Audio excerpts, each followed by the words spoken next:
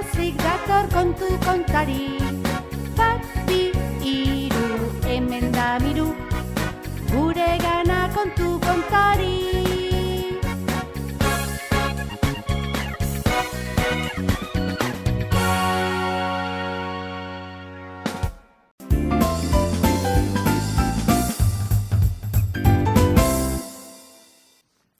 Makila kiski.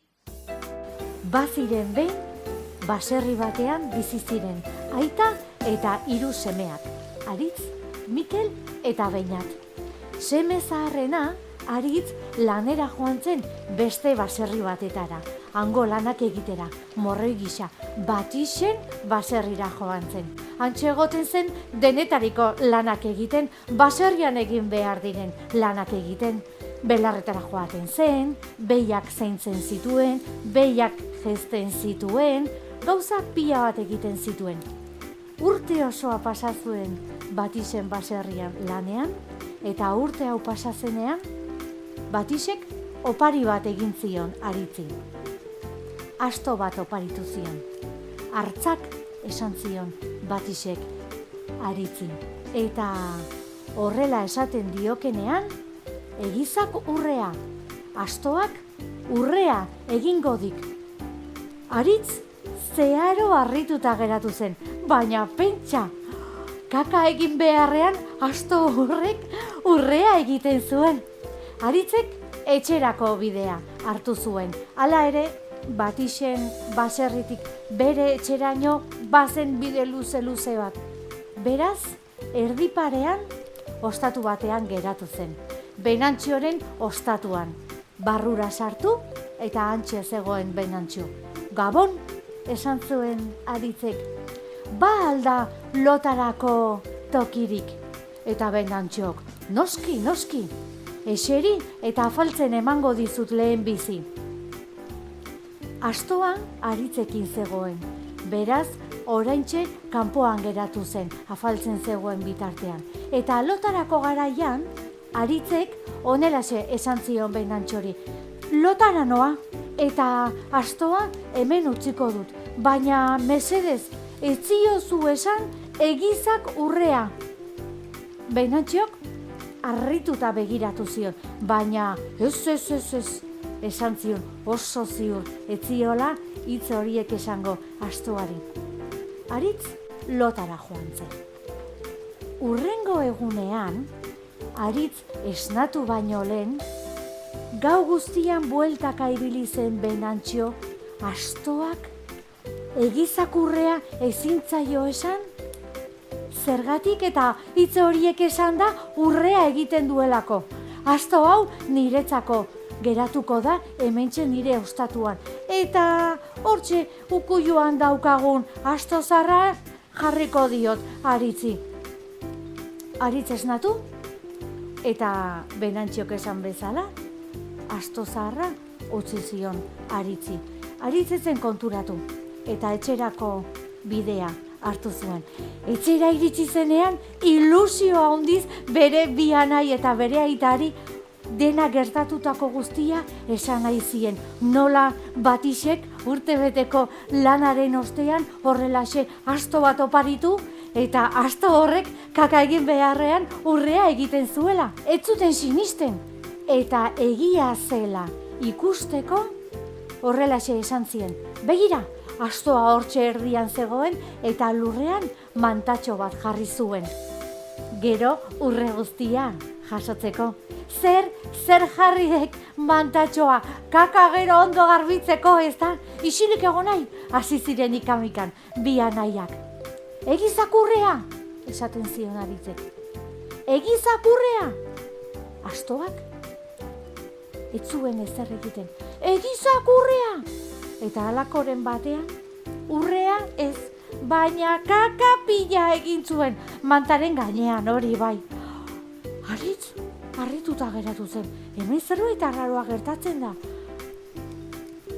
Baina hortxe geratu zen kontu guztia. Hilabete batzuk beranduago, Mikelen txanda izan zen. Mikel lanera joan zen baserrira, noren baserrira? Batixen baserrira. Eta hantxe egon zen bera ere, bere anai zaharrena, bezala lanean. egurra biltzen, ikuiuko gauzak egiten, gauza guztiak, baserrian egin beratzien gauza guztiak. Mikel, bere anai zaharrena bezala, oso langilea zen, eta urtea pasa zenean, Batixek honela esan zion. Begira, hartzak mahai bat oparitu zion Batixek Mikeli. Baina jarri bazkaria esaten badiok, mahaiak bazkari eder bat jarriko dik. Jarri afaria esaten badiok, mahaiak bazkari afari eder bat jarriko dik. Posible alda. Beno, Mikel ere mahaia hartu eta etxerako bidea hartu zuen. Noski, etxerako bidea luzea zen eta lotan geratu zen Beinantxoren ostatuan. Sartu zenean, honela esan zion, Gabon, Gabon, erantzun zion Beinantxok. Ba alda lotarako tokirik? Bai noski, erantzun zion Beinantxok. Hala ere, lehen bizi jar zaitez eta afaria emango dizut. Eta berdin, afaldu egin zuen Mikelek eta lotara joan aurretik honelaxe esan zion Beinantxori. Mahai hau hemen utziko dut, baina etziozu esan jarri bazkaria mesedez. Ezin dizkiozu hitz horiek esan. Eta Mikel lotara joan zen.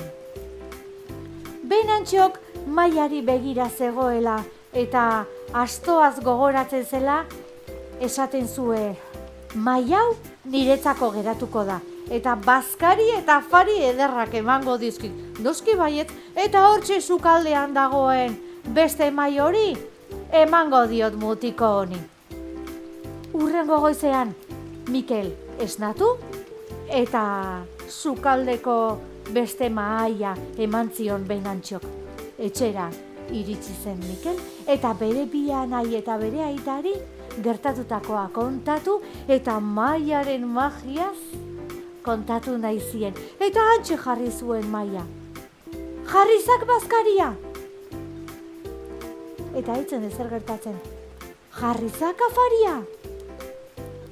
Ez da ere, zin egiten zien behin eta berriz, Batixek oparitutako mahai horrek hitz horiek esan da bazkari eta afari ederrak ematen zituela. Baina mahaia utxutxik geratzen zen. Hilabete batzuk beranduago, Beinaten txanda iritsi zen, anai gaztearen txanda.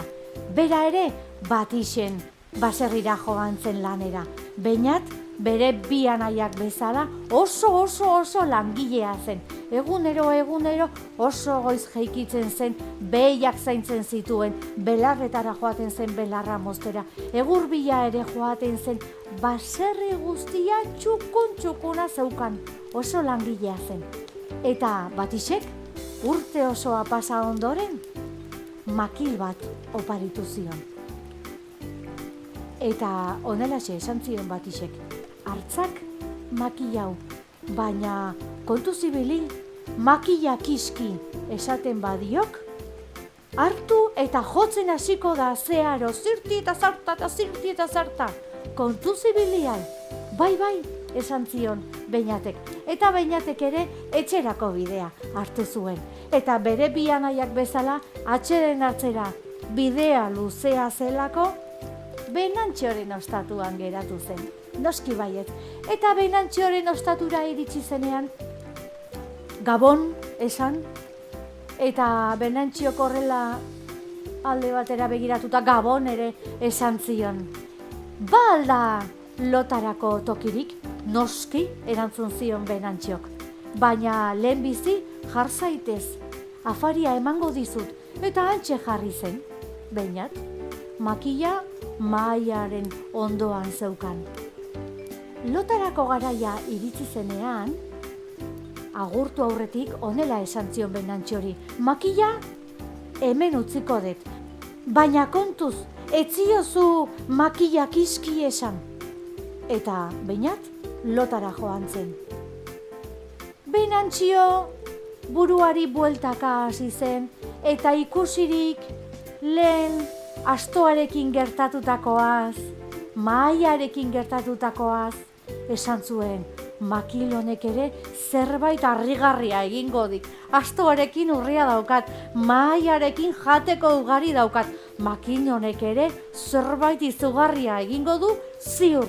Beñat lotara joan zenean, segituan hasi zen Benantxio, pentsatzen, makil honek ere zerbait harrigarria egingo dik. Ikusi, astoa, urrea egiten duen astoa, eta ikusi, mahaia, janari ederrez betetako mahaia. Ba, ziur, makil honek ere zerbait harrigarria egingo duela. Eta segituan esan zion makiari, makila kiski! Makila airetan altxa eta Benantxoren bizkarrean zirti eta zarta jotzen hasi zen. Benantxok buiak eta oihuak egiten zituen, baina alperrik zen. Makilak era zirti eta zarta jo jarretzen zuen. Beñati oihu egiten zion, jetxi zaitez oraintxe! Beñat jetxi zen, baina lasai, galtzak jantzi eta alkandora jantzi ondoren jetxi zen. Zer gertatzen da? Gelditu makillau! Eskatzen zion behin eta berriz Benantxiok Beñati. Baina baldintza bat jarri zion Beñatek. Makila geldituko dut! Bitartean zirti eta zarta jartzen zuen makila. Makila geldituko dut nire anaiei lapurtutako astoa eta mahaia itzultzen badizkidazu. Bitartean makila kiskik Benantxoren bizkarra utzi eta ostatuko platerak eta edalontziak eta gauza guztiak puskatzen hasi zen. Bai, itzuliko dizkizut, oiukatu zuen Benantxok. Beñatek, kiski makila, oiukatu zuen, eta makila kiski gelditu egin zen. Benantxiok bere anaiei lapurtutako astoa eta makila itzuli zizkion, eta Beñatek hauek hartuta bere etxera itzuli zen. Etxean, aita eta bi anaiak zeuden zai, eta hantxe harrituta zeudelarik nola itzuli zen astoa, mahaia eta makilarekin, harrituta begiratzen zioten, eta Beñatek honelaxe esan zien, begira astoa, eta begira mahaia. Handik aurrera, mahaian etzen janaririk falta. Gainera, astoak emandako zaku ederrak zituzten urrez beteta, eta esaten dutenez, poz-pozik bizi izan dira handik aurrera. Eta ala bazen edo ez bazen, makila behintzat ez dadila hasi bazter guztiak txikitzen.